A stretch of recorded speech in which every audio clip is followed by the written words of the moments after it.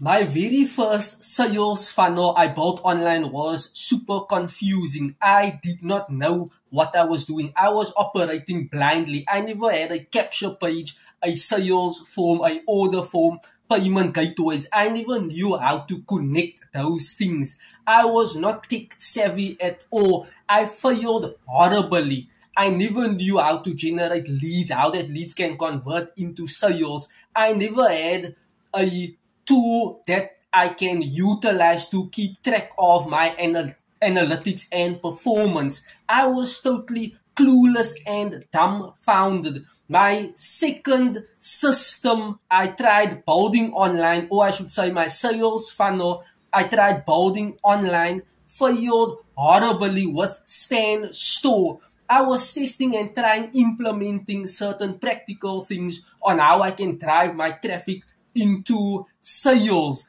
into me generating leads or building rapport. I failed completely 100%.